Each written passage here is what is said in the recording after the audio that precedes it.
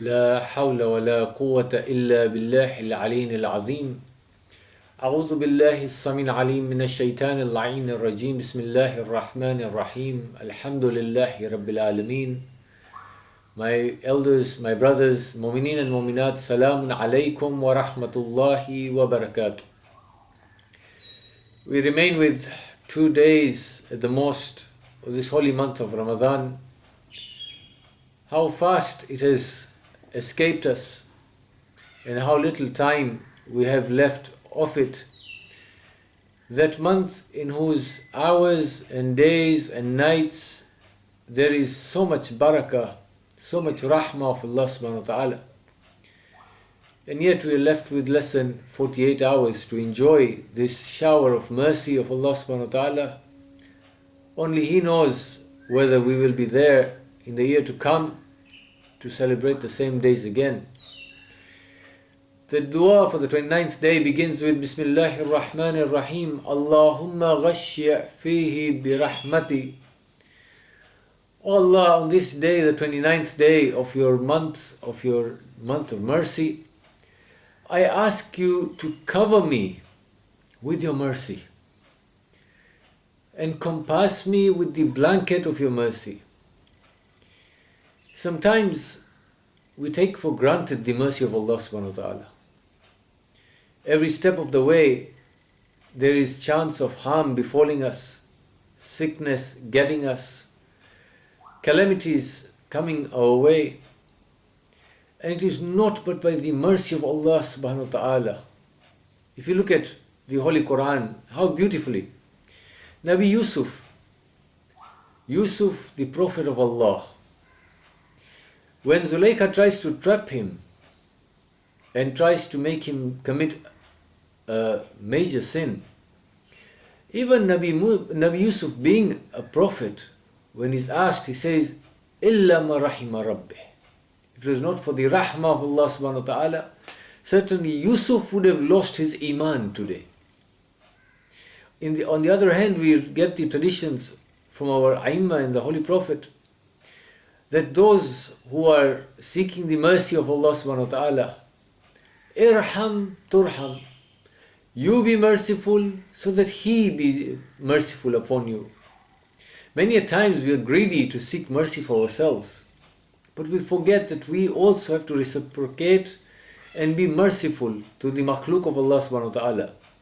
Sometimes mercy for us means being kind or merciful to somebody who we know or the humankind.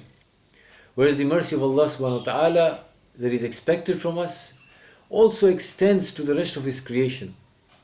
Be it the animals that you come across, be it the insects. So mercy is a very important tool that we must practice for our dua of today to be accepted. Allahumma ghashya fihi bi rahma. Cover me in the covering of your mercy. And then straight away we go and tell Allah subhanahu wa ta'ala, after covering me with your mercy, وَارْزُقْنِي فِيهِ الْتَوْفِيقَ وَالْعِصْمَةِ. O Allah, grant me tawfiq, success on this day. Success from what? Success from my sins, success from all the misguidance, success so that I actually achieve you. The ultimate goal is achieving Allah subhanahu wa ta'ala. So you're asking Allah subhanahu wa ta'ala, oh Allah, warzuqni fi tawfiqa, give me the tawfiq, give me that success of acquiring you, your proximity. Wal isma. As we all know, isma is the quality by which the 14 infallibles became infallibles.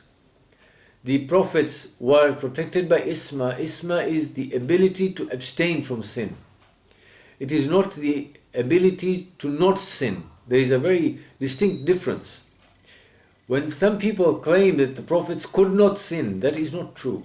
Or the imams could not sin, that is not true. They were able to sin. They had the tools like you and I to sin.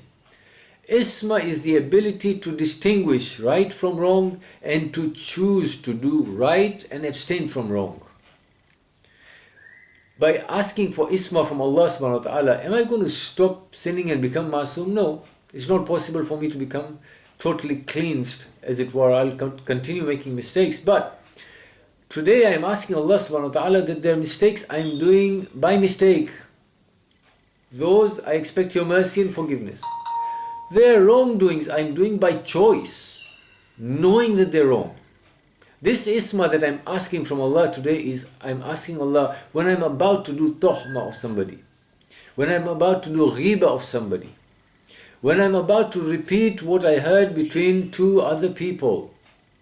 Oh Allah, give me the isma, the wisdom by which I will not repeat that which causes fitna in the community and in the society. Oh Allah, give me the isma, the ability to judge where I need to be careful of the lies that may come out of my tongue. Oh Allah, give me the isma, the ability to judge which act is going to lead me towards a muharramat that may take me too far away from you. This isma. And straight away after that we tell Allah subhanahu wa ta'ala, وَاتَّحِرْ قَلْبِي مِنْ غَيْبِ تَحْمَى. Oh Allah, I ask you to cleanse my heart today from the problem, غَيَاحِبِ تَحْمَى, from the problem of tohma. Tohma generally is translated into thinking bad about others. Here the tohma is of two kinds. It's what I have misconceptions or doubts about others, and also doubts of Allah subhanahu wa ta'ala himself. The problem comes into the human being that he does all his actions and his deeds or her deeds. Yet many a times you start having waswas and doubts in your mind about Allah subhanahu wa ta'ala himself, about the system of creation, about his justice, about what hand you've been dealt. So many things that create waswas in your mind. This is the tools of shaitan to take you away from him.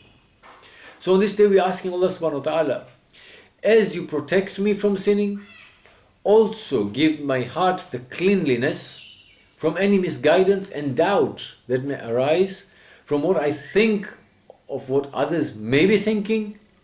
Remember, this is not substantiated. This is all dubious, doubts, waswas. I think that maybe here Allah subhanahu wa ta'ala, na'udhu billah, has not done justice. Maybe here, really, would this be an act of Allah? Would Allah do this? And so on and so forth. So and so may be doing this, so and so may be thinking this, so and so may be saying this.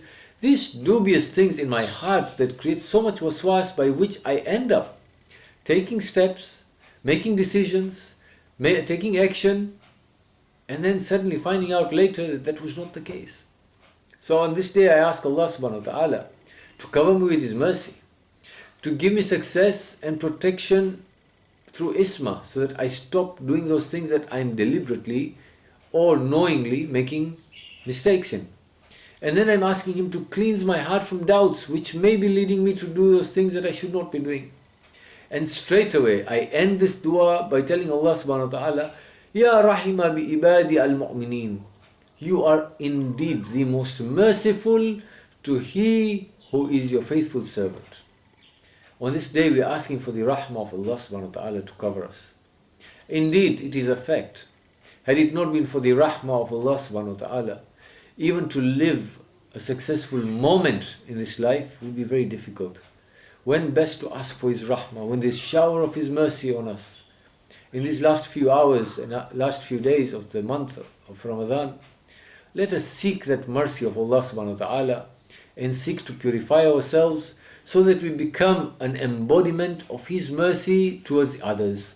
وَآكِرٌ دَعْوَانَا أَنِ الْحَمْدُ لِلَّهِ رَبِّ الْعَالَمِينَ. Surah Mubarakatul Fatiha.